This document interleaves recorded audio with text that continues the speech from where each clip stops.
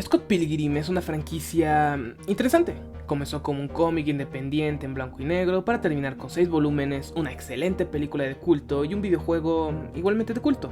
La historia de cómo un joven músico independiente de Toronto busca derrotar a los 7 exnovios malvados de su ex gótica caderona, realmente supo combinar bien el estilo anime cartoon con las referencias a la cultura popular en una historia que todo entusiasta debería conocer.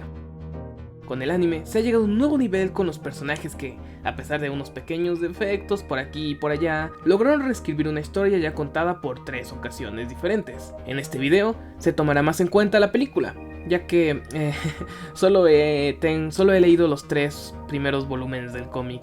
Es que quiero comprar todos los cómics en físico, solo para que lo tomen en cuenta. El anime de Scott Pilgrim cuenta con una historia que honestamente no me esperaba.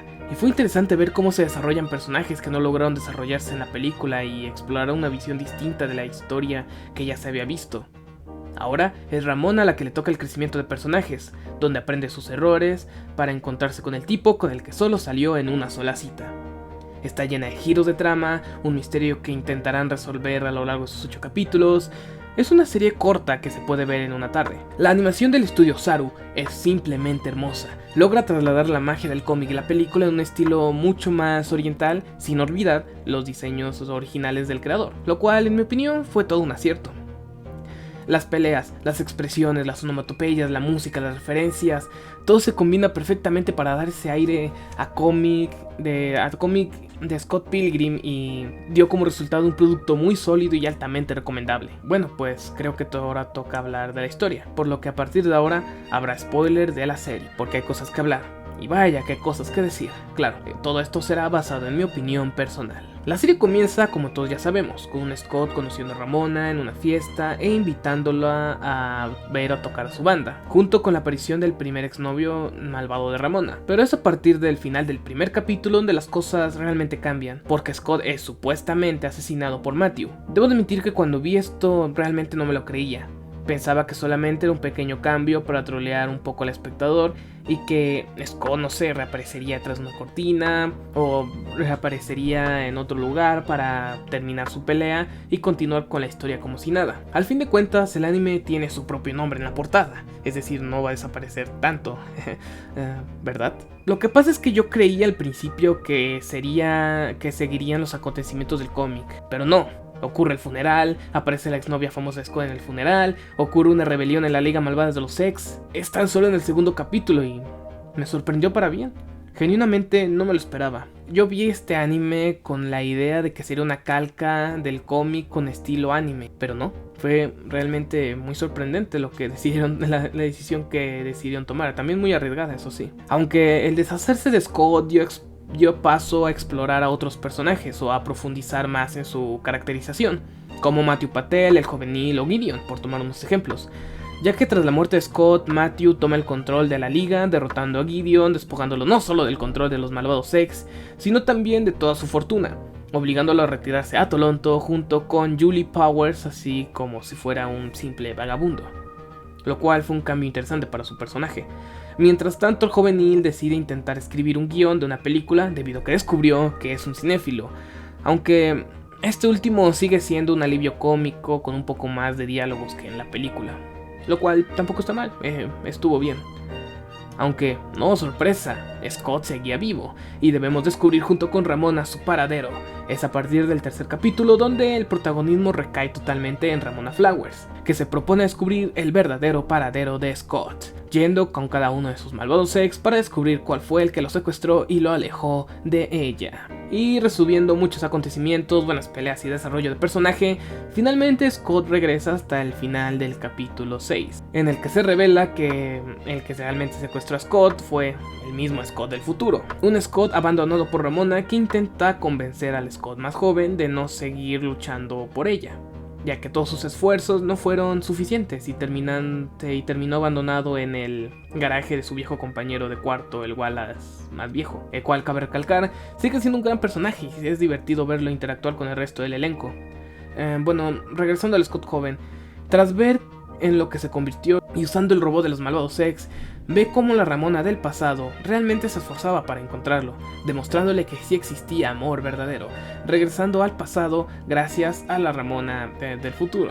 Aunque tras su regreso descubre que tiene un campo de fuerza que le impide estar con Ramona y eso, descubriendo en el capítulo final que todo esto fue obra del Scott aún más viejo, que tras ser dejado en la calle por Wallace, decidió entrenar para deshacerse a golpes de aquello que considera que le arruinó la vida, es decir, su relación con Ramona. Y tras una pelea con todo el mundo, una pelea que fue muy divertida, fue genial de ver cómo los distintos personajes utilizaban todas sus habilidades para este evento emocional. Scott y Ramona son salvados por la Ramona aún más vieja, que tras una plática con la Ramona más joven, descubren el poder del amor propio. Así es, casi como en la primera película. Bueno, excepto por los viajes en el tiempo. Y se transforma en Super Ramona, regresando al Scott aún más viejo, a su línea del tiempo y deshaciéndose del campo antibesos, finalizando así la serie. La primera vez que la terminé, porque creo que ya la he visto como 3 veces, la verdad es que quedé un poco insatisfecho la primera vez que la vi. Es que se salta el desarrollo de algunos personajes. Por ejemplo, Scott y Knife, que hasta cierto punto lo entiendo porque su desarrollo se dio en la película, pero para la lógica de la historia que están contando se siente poco natural. Por ejemplo, al final de la serie vemos a Knife Chau usar su traje de combate con su cabello pintado, que en la historia original su look era para intentar fingir ser tan mayor como Ramona, o ser tan madura como Ramona. Pero en el anime no tiene sentido. Puede justificarse como un fanservice, aunque sigue sin convencerme del todo. Pero con Scott, al no pasar por su desarrollo de personaje y ser transformado básicamente en un espectador de su propia historia, no sé qué tanto cuente esto como desarrollo de personaje. Aunque, a favor de la serie, podemos argumentar que Scott cambió al ver en lo que se transformaría. Si no cambiaba, no lo sé. Y otra cosa, algo más que me hubiera gustado ver también son ver más personajes exclusivos del cómic, personajes que interactuaran con los demás, aunque como no termina el cómic no sé exactamente qué tantos personajes me hubiera gustado ver. Por esos puntos la serie cumple y es disfrutable. Esta opinión que voy a decir ahora ya no es de la serie, es una opinión personal que tengo acerca de las series de Netflix.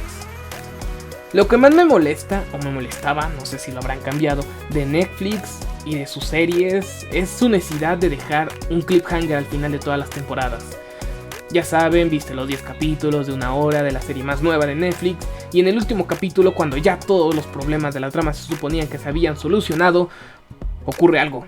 Secuestran un personaje, el villano se escapa, o todo resultaba ser una ilusión creada por un villano más poderoso, y se acaba. Ahora te toca esperar para descubrir qué ocurrió con los personajes.